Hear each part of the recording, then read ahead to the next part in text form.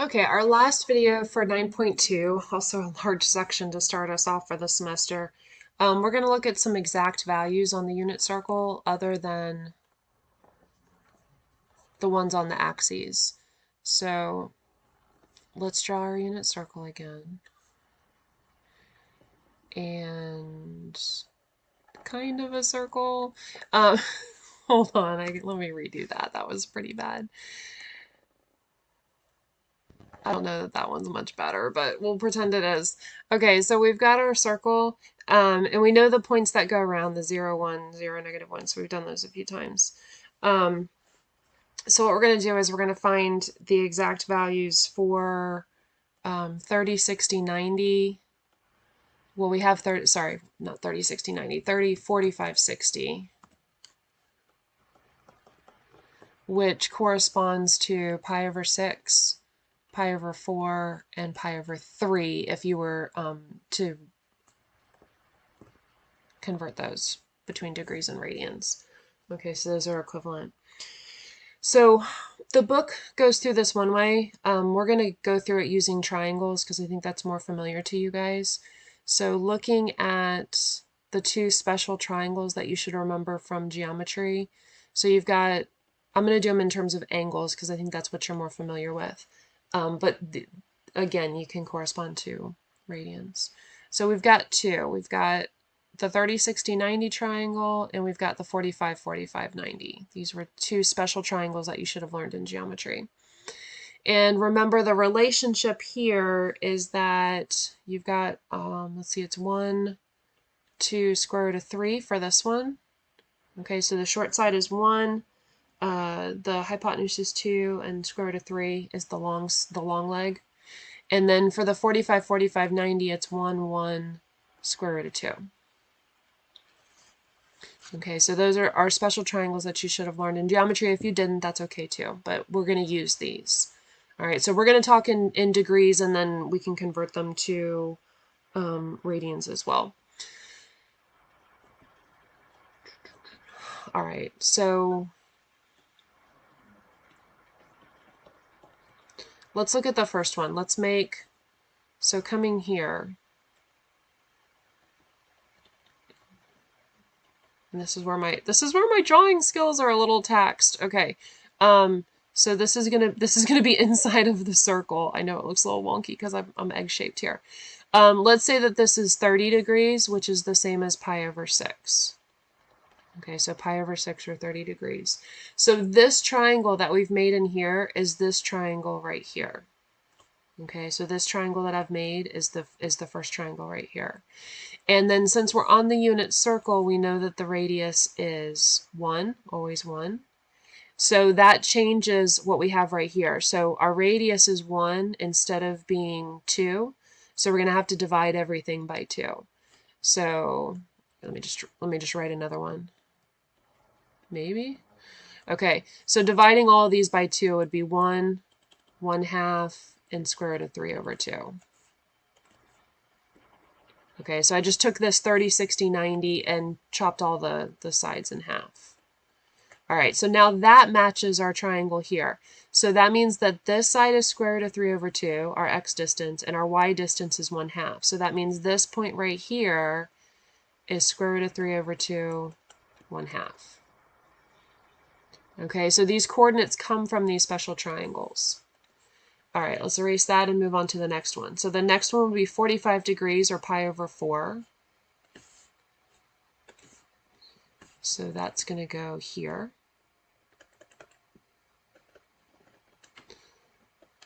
Okay, so that's 45 degrees or pi over 4. And we can figure this one out as well. So the hypotenuse is 1. The radius is 1. So what do I have to do here? I have to divide everything by square root of 2 because I need this to be 1. So my new triangle would be 1, 1 over square root of 2, and 1 over square root of 2 because I would divide all those sides by 1 over by square root of 2.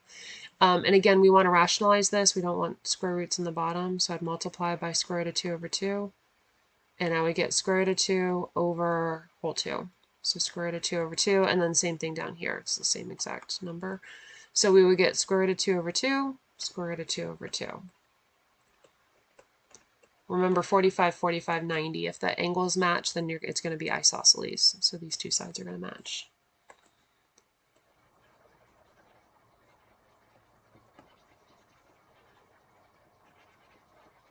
Okay, and then the last one is actually pretty similar to the first one. Now we're at 60 degrees. Okay, so 60 degrees here, or pi over 3. And we're going to have this triangle, but it's going to be sitting on its end with hypotenuse 1. So it's actually this one. So it's going to be like this. 60, 30, right triangle. So the hypotenuse stays 1. Across from the 30 is the 1/2. The short side is 1/2, and the long side is square root of 3 over 2. Okay, so it's these same numbers just flipped. So 1/2 square root of 3 over 2.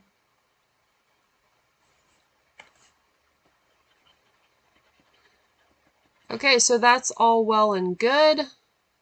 That gives us the first quadrant. And thank goodness we don't have to do this going all the way around, because it would be the same exact set of triangles in the other quadrants as well. So going around the other quadrants, you're going to get the exact same values.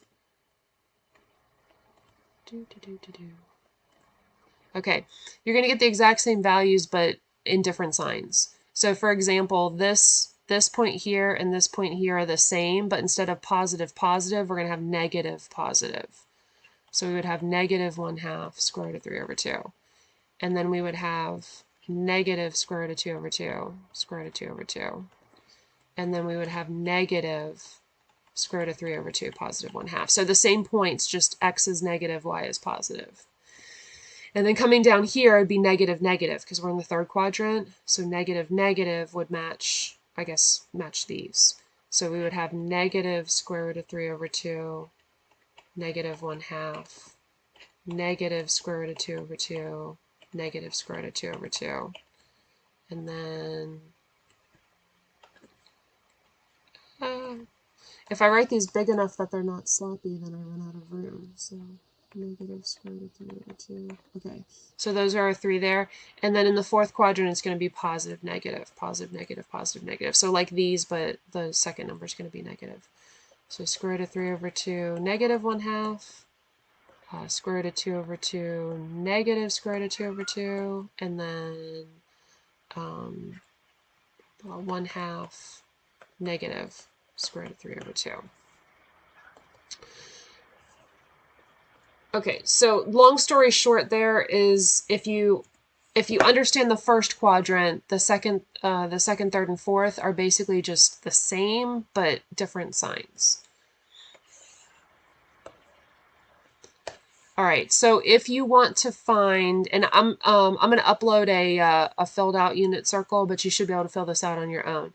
So if you want to find a certain value, okay, you can do these in degrees or in radians, and usually it's labeled in here. I didn't really give myself enough space, but like this the first one would be pi over 6 or 30 degrees, pi over 4 or 45 degrees, pi over 3 or 60 degrees, and those labels go all the way around the unit circle, so you would just like keep adding to get all of the other ones. So if you wanted to find, let's say you want to find sine of pi over 4. Okay, you want to find the exact value for sine of pi over 4. So you would find pi over 4 on your unit circle. That's here or here, depending on how it's labeled.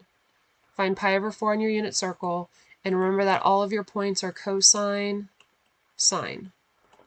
So that means that it's the second value here, square root of 2 over 2. Sorry, that's my cat. Okay, and then the unit circles will be, actually I think it's already loaded in the modules. The unit circles will all be labeled, so if you need to find the other angles, then you would find it. Okay, so let's say like cosine, we'll do one in the first quadrant because I have those labeled. Cosine pi over 6, you would say, okay, pi over 6 is here. and cosine is the first value. So square root of 3 over 2. Okay, so that's how you read things off of the unit circle. All right, now the other thing to notice here is what's positive and what's negative. So your first value is cosine, your x value is cosine. So cosine is going to be positive in the first quadrant and in the fourth quadrant.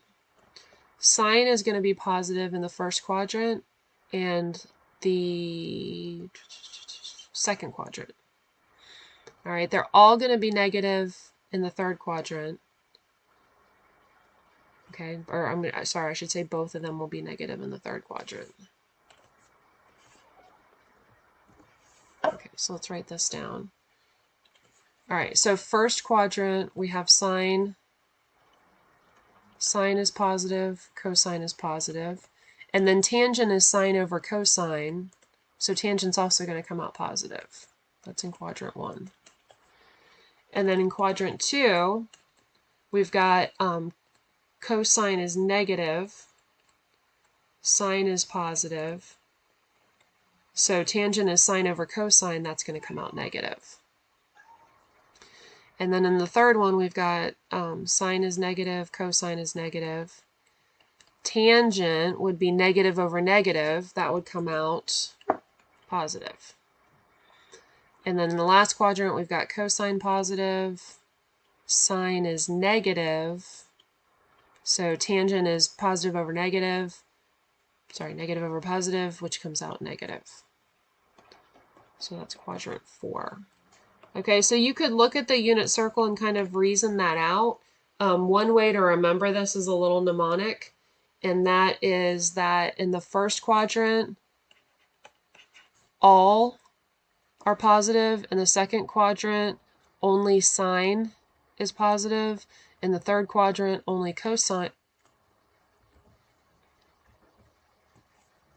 tangent is positive. And then in the fourth quadrant, only cosine is positive. Okay, and then of course they're reciprocals as well. So the mnemonic to remember is ASTC, which is, I don't like this one. All stupid teachers cheat. But it helps you remember it. So ASTC tells you that they're all positive, sine is positive, tangent is positive, and cosine is positive. So if they're asking you a question, let's move that up. Let me see what kind of question they ask you in the homework.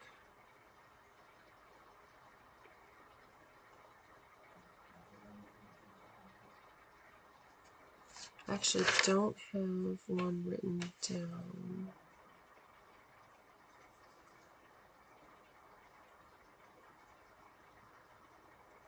I actually don't have one written down for this. Oh, okay, let's do this.